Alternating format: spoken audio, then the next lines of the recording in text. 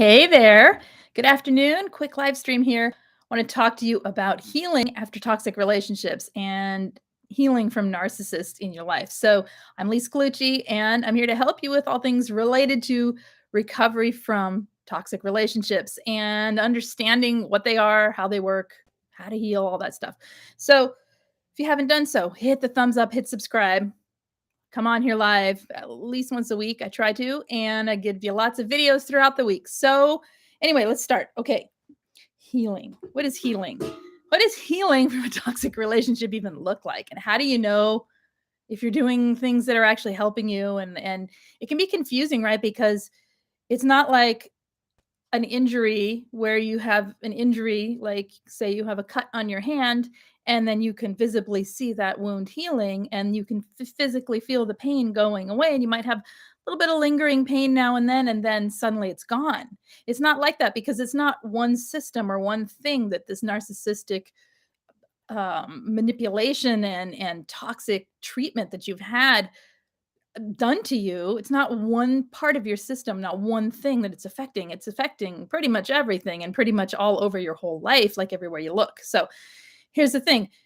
These are types of relationships, especially when you've grown up in them, they create belief systems and they create um, our own vision of ourself, right? They create beliefs and thoughts and we have triggers and we have flashbacks and we have trauma response and we have all of this stuff going on right in our psychological world that wouldn't be there had we not had these relationships, right? That it is an indoctrination into being told what we are and how we are and who we are based on somebody else who wants to manipulate you's version of who you are and what you are. It's not based on any truth except that narcissistic person's truth or that toxic person's truth for their need to control and for their need to make you feel a certain way so that they have a certain amount of power.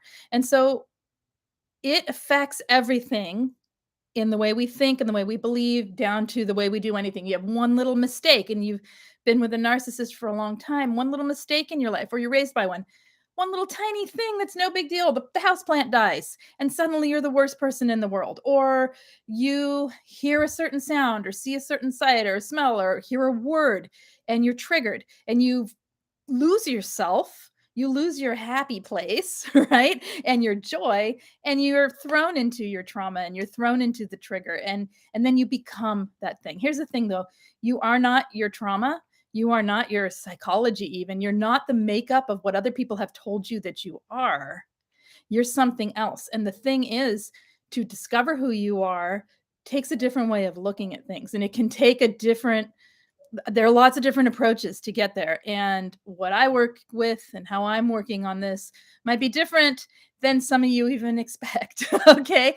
I'm going to be sort of unveiling some different things in here that may be different concepts to think about and opening myself up more to who I really am to you guys so that you can take it or leave it, right? Like if it works for you, try it. If it doesn't, that's okay. There's other methods, there's other ways. So, right now, we're just going to talk about what it even is to heal. So, some signs of healing from a toxic relationship. You feel lighter. Things are not stressing you out so much. Every little thing isn't getting to you. Okay. I have some stuff written down. So I'm going to be looking down here. It's sense of relief, a sense of like just a release and less tension in your body. Your body symptoms might feel better. Your fatigue might be getting better. Or you feel relaxed, but you're exhausted. Oh my gosh, you're so tired from all that work, right? Um, you can concentrate better when you have been with a narcissistic person or you've been in toxic relationships. Your concentration goes. It's very hard to focus. You might feel more connected to the world around you and receiving information, receiving emotional information, feelings with your body, sensation, smells. You might just more connection to things. You're not obsessing and worrying about the toxic person. You're not obsessing and worrying about yourself and how horrible you are or how sad you are or the emotional world. Your emotional world cracks open and you can actually see life outside it. It's kind of a relief. It's a wonderful place to get to. And you might start feeling, and so here's the thing though. So you might feel lighter, like someone here is saying, redhead riding hood. I absolutely feel lighter. Live writer. I absolutely feel lighter. I absolutely feel lighter. However, I'm not speaking for you. I'm saying for some people, until a trigger happens, until I'm around certain environments, until, right? And not you in particular, but that can happen with people. And so, what is that? Do you feel thrown back? Do you feel like, oh my gosh, I'm not healing? Do you have no tools to handle that? That's the thing, right? Is that there's lots of tools for getting there. And then what? So, again, we're going to baby step into all this stuff, but here's some ways. I'm just going to throw out a couple ways to begin healing. So if people are going, no, I don't feel any of those things. I feel terrible. I feel exactly what you were talking about earlier, all those horrible things, and I don't like that. I don't want it. So let's get you there. Let's figure out a way for you personally to get you through that first step into healing.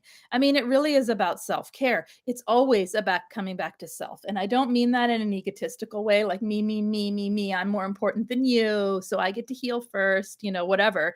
It's about self through your awareness or your being, or through finding something that is not connected to the narcissistic world, to the toxic world, right? Who are you? It could be the way you, like, for me it was about taking walks in the trees. I mean, this is so simple. Taking walks in the trees and recognizing that something in me appreciated what was outside of me. And I went, "Wow, okay, that's me."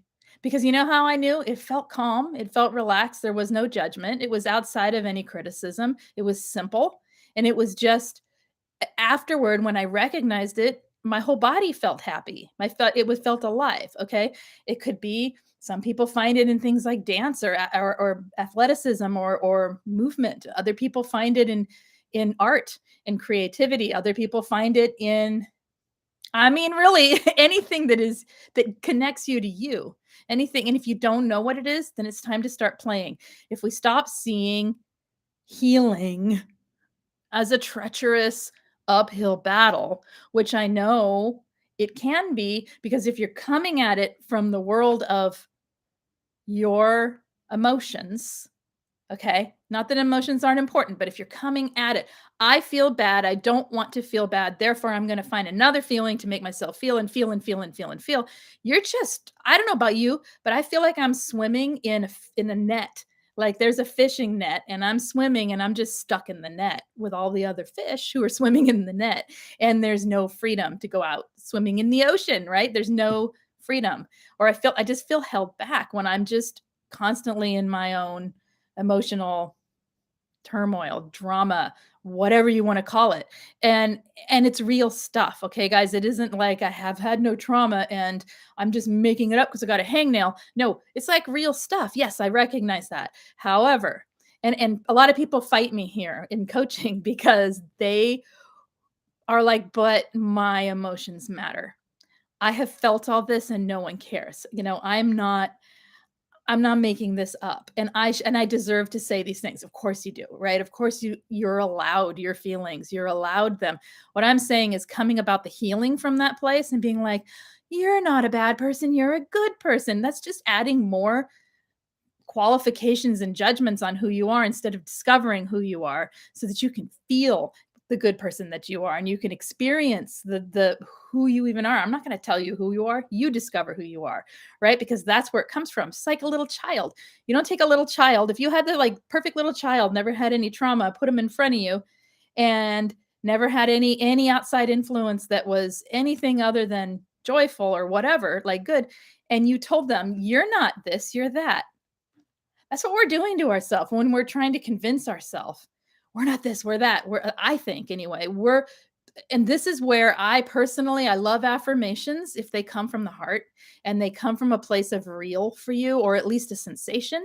But when they're coming from your head and you're just like pasting them on like post-it notes so that you make yourself believe that, yes, what you think will lead you down a better path. Yes. But will you internalize it and will you make that your healing reality, or will you just keep it in your head as some alternate reality to a negative thing? Does that make sense? I feel bad. Wait, the post-it notes say you are an amazing person. Look how great you are. Okay, that works for some people. For me, doesn't work because all I do is start qualifying. You're bad until, you're good until, and or, oh, that's right, I'm supposed to think that. And so yes, I'll follow it and I'll go there and I'll have a slightly better day, but it doesn't stick. It doesn't go deep enough to for me. And so I don't know about you, and for people that works for, yay, keep doing it and keep finding other things that add to that, because what you've discovered is your little key and your secret little map for your own healing. This is what we're trying to do, is everybody has a different sort of map for their healing. And so for me, it's about experience. It's about feeling myself be different, that I am not the thing I was told. I'm not the thing I believed I was because of the traumas that happened, right? You don't ever even have to be told you're bad. You can just have experiences that prove you're bad. Right? And they're not real because obviously you're a little child or whatever, right? So it's in that that I need to now experience my way out of it. I don't know about you. We are all different. But this, so what I'm getting at is finding who you are, discovering who you are in the small and simple and like really basic, kind of down to earth ways of like so simple. Um what do I want to say here? So with that in mind, that's just one that's like the giant overview of it. So how do you get there? I think there's lots of tools. And let me just talk about a few tools for getting there, because you're not what, again, you're not your trauma. You're not what people have told you you are. You're not what you believe you are because of the trauma that you had. You're something much greater and much more beautiful than you ever knew. Your light that comes from your being can be sensed by every other empath in the world. Okay. Anyone who comes near you who is an empathic, intuitive, aware person feels you. You can't see it because you're trapped behind the psychology of what you were told you are, what you believe you are because of trauma. Am I making sense here at all? I know I'm talking kind of out there, but this is where I'm at. So join me on my crazy journey into feeling better. Anyway, okay. So some practical ways. Practical here. Let's get back to the practical for those of you who like that stuff. Just stop being so darn available and accommodating to everybody else. Include yourself in pretty much everything you do. Ask yourself, do I have the energy for this? Do I have the capacity for this? Do I have the willingness for this? This is learning who you are. Okay. I'm trying to help you guys trust and rely on yourself, discover yourself, feel like what I feel is a sensation on the inside. I'm in it right now as close as I can be. Right? Like, you see what I'm saying? Like, it's more of a sense of you-ness that is nothing to do with who I think I am. There isn't a lot of self-importance involved. What there is self-inclusion. Okay. So do I have the energy for this live stream right now? Check in. Yeah, I do. Okay. Do I have the capacity and I have a limited amount of time, and so we'll keep it short. Cool. Okay. Do I have, right? And so I'm including me in this moment. Does that make sense? Do that with things and you will stop being so darn accountable, so darn accommodating to people who suck your energy, because what you're going to feel, if I'm in front of someone who's draining and I'm like, do I have the energy for this? There is a resounding no in my body. And I don't know if you've felt it, but start to listen and tune into your body. That's one thing with healing. Okay. This is a fully encompassed, fully embodied experience. Okay. Trauma lives in the cells of our bodies. All right. Our emotions, our brains, and our bodies are all connected. And so but also what lives there is joy and love and happiness, right? And also what lives in the cells of the body is every experience you're having in life. So start listening to your body. When I feel a resounding no, I know what it feels like. Boom, closes me off. I feel like two magnets pushing on each other. No way. Yeah, no. Yeah, no. That's what I say. Yeah, no. And okay, can I accommodate any piece of this? Oh, yeah, I could give an answer. Sure, blah, blah, right? Or whatever it is. Or no. And when I respect myself in that way, I can be clear about boundaries I need to set. I can have the clarity it takes to set an actual boundary, not just a hard line that someone else is going to step over. All right. So doing that, you discover who you are. Am I explaining how that kind of can maybe work for you or maybe not? I don't know. Recognize and accept the relation. Okay. Recognize that the relationship that you are in, you're trying to leave, you just left, you've been discarded from whatever it is. The toxic person wasn't healthy to begin with. And what you're seeking in your life is healthy. What you're seeking in your life is actual joy and happiness and creativity and experience. You don't want to live a life where you're so closed off, you're boxed into this horribly confining, constricting relationship. I'm assuming, okay? You don't want a life that where you feel all these negative things about yourself because of what you call love, right? Around you. When that isn't love, it is a toxic relationship. All right. You may love the person, but the relationship isn't loving.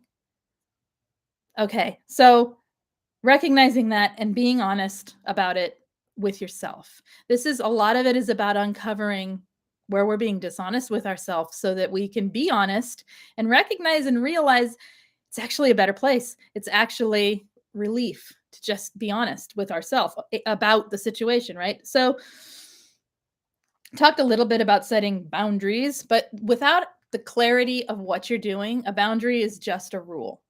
Okay. And narcissists don't listen to rules. Toxic, your good friends don't listen to rules, right? Nobody wants to hear your boundaries. I'm sorry. People get angry and so you're going to have what it takes inside to really believe in what it is that you're saying yes and no to really feel it. So, how? How do you do that? Coming inside, asking yourself, where's my line here? And listening to your body, listening to your intuition. You guys, we're not talking to a group of people who don't have an understanding of intuition. Most of us have pretty good intuition. Most of us have pretty good awareness. We just don't know how to like bring it in and function through it because we're told that's crazy, you're too sensitive. Well, if you're having a big old no about something and you just turn away from it, okay. Someone might say you're too sensitive. So what? If you do the thing anyway and you have panic attacks and you have total like repulsion and you get in bad moods and blah, blah, because you're doing stuff against who you are, why is that crazy? Right? That's actually reaction in your body and your mind and your emotions saying, why'd you do it? Right? Get out. Don't do this. As different from having anxiety over the trauma. So let's talk about that. Having trauma sets neural pathway loops in your brain. We know this, right? Like your brain's going to go to the path of least resistance. It's a machine, right? It's like a machine. It's like a computer and it stores information and it computes what's happening so that you don't have to have a brand new experience every time and learn things. You'd be so tired by like noon that you wouldn't get to 5 o'clock if you were like a baby. They need lots of naps because they're processing so much information all the time, brand new things. So our brains have this amazing capacity for creating neural pathways. And those neural pathways we can get really mad at right now because they're set for trauma triggers. Those neural pathways are set for self-hating, self-loathing, blah, right? Like all the yucky stuff. So to create the new ones, we have to have the experience from a different place. If we're trying to do it from the same place that neural pathway exists, my emotional world is so heavy, blah, blah, blah. And I try to create more in that same thing. All I'm doing is attaching back to that neural pathway, trigger, response, trigger, response, trigger. And so, yes, you're training yourself out. What I'm suggesting is coming into yourself more and being more aware of who you are before you then address whatever it is you're facing, having somewhere to go inside before you address whatever it is you're facing. And we'll talk more about that another time. I'm just giving some teasers here because it's too big to get in 15 minutes. So setting boundaries is different than, well, what was I saying? I was saying that if it's a trigger and you're having a response to it, you're having a reaction and you're triggered and you are then in an emotional flashback, recognizing that you're in the flashback and working your way through it is so useful and so good because it takes you. So go inside your body for a minute. You're having a flashback, you're having an emotional trigger and you're flashing back to, you think that's happening right now. You don't think it because you know it isn't, right? And here's one trick. Just tell yourself that's not actually happening right now. Okay, thanks, brain, because you know what? I didn't realize that. Okay, It's not actually happening right now. So it's almost like you have an internal voice that is separate from all the trauma, that is guiding you through. You're an internal coach, whatever you want to call it, guiding you through each flashback so that, okay, now what? Wow. Like I'm watching the time right now. And so I'm feeling the pressure. And right now, like my upper diaphragm's pretty tight. Okay.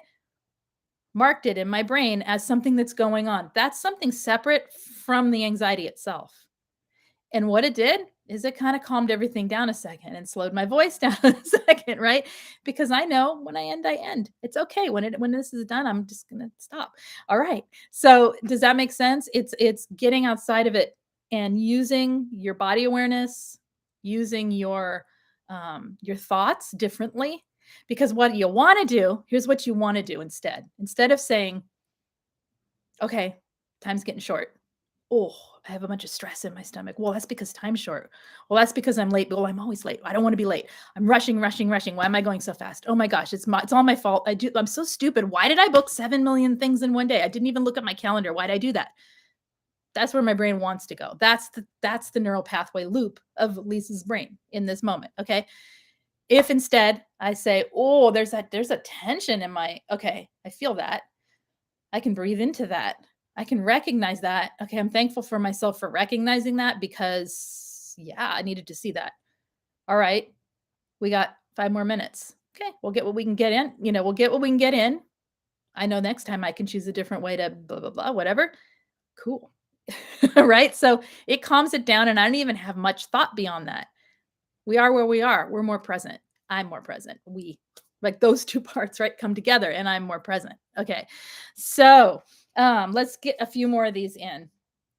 Labeling what happened. So if you are still in something toxic, or if you've newly out and you don't have a lot of awareness of what narcissism looks like and what toxic relationship things look like, going in your head when you have these ruminating thoughts that you're just noodling out and cannot get out of your head, labeling each action can do the same thing. It can give an internal voice that is directing you toward understanding the process of how narcissism works so that you can separate it from yourself. A narcissist isn't doing anything to you, they're doing it at you. They are pulling from you. They are taking energy, stealing energy from you. They're not like, ooh, target, boom. Well, sometimes, but usually it's pretty much anyone in eyesight, anyone they're attached to, anyone that they've like pulled in. So it's not you that's the problem, is what I'm getting at. It's not because of you, it's because of who they are. So labeling the actions can help you understand. Oh, I see. They have a need to gaslight. They can't lose in an argument. They, in fact, need to create arguments to avoid a conversation about something vulnerable. Okay, that's really sad for them. And also, not my problem, right? And okay, so hey, Tanya. Hey, Ellen. Hey, Red-Headed Riding Hood. And who else is in here? I'm so sorry I'm not in chat at all right now. I'm trying to get, and Chris, hello. If I missed anyone, I apologize. I'm going to keep going.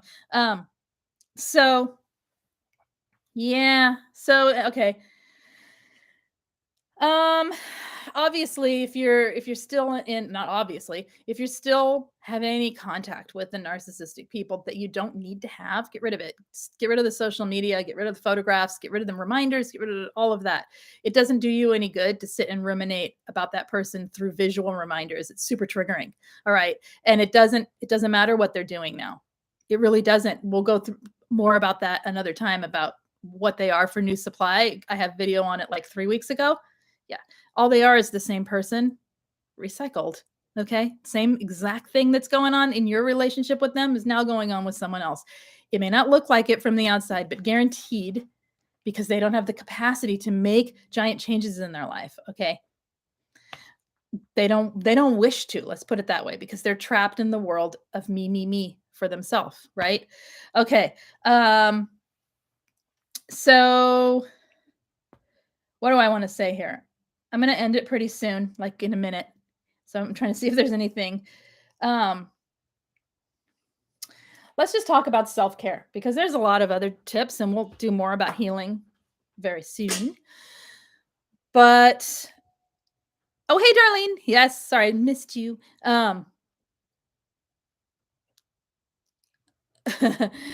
Let's see. What was I gonna say? Self-care.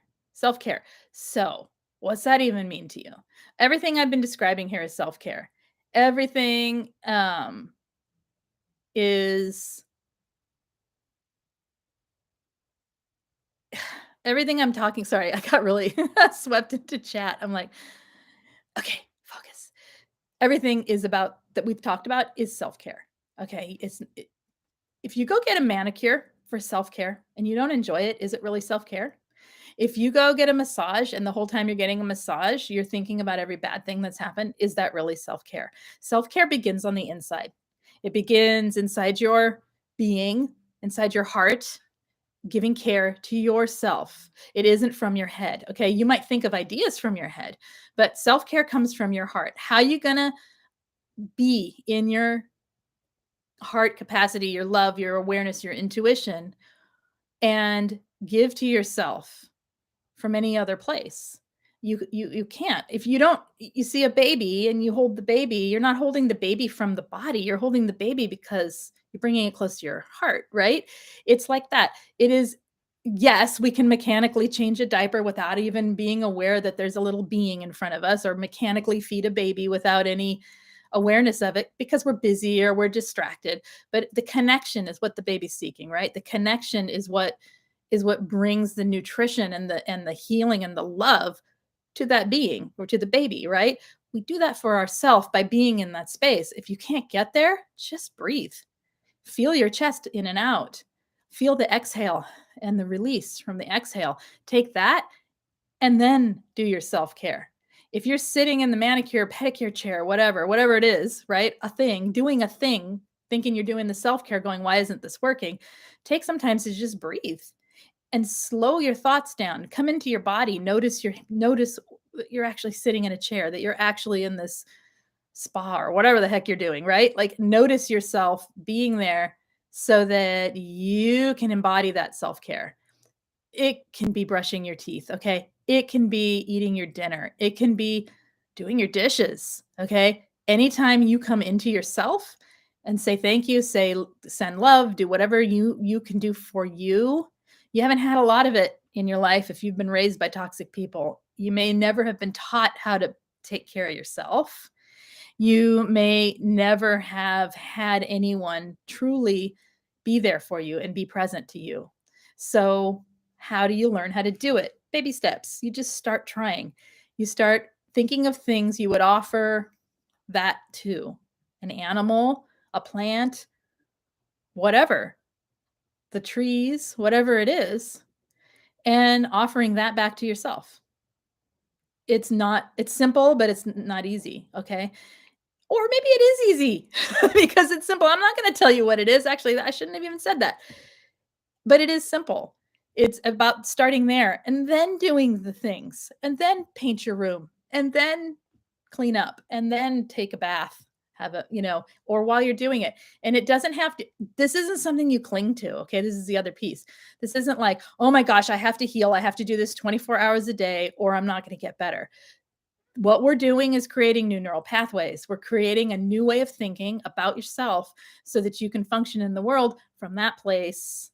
And guess who can't touch you when you're in that place? Toxic people, because there's no room for them in that place. You will feel it. You will turn away from it the more you do it, right? And you will learn to keep them out from intuition. We are, as people say, I'm an empath and I wish I wasn't because I'm attractive to narcissists. Well, guess what? You can use that to create awareness in yourself.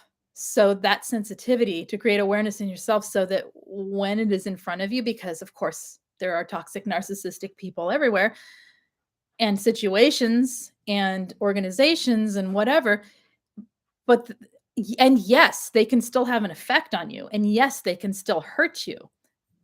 But your response to it will be different. It won't be one of beating yourself up. It won't be one of an internal hatred or an internal, yeah, the trauma part, right? You can still have injury without trauma, right? And if you can stay in yourself and if you can give to yourself. So I'm going to stop there. We're going to talk more later. If you need coaching, group coaching or peer support, check out the information in the description of the video or send me an email and I'll send you the information. Um, Anything else, I will be back next week with a live stream, more videos tomorrow and the next day. I hope I haven't made any yet, but we'll get them going.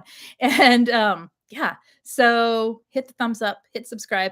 You guys, thank you for being here, everyone, and helping out and joining. And talk to you guys later. Bye bye. Hey, Demi. Last minute. Hey, Demi. Okay, let's see. Okay, thank you. Bye.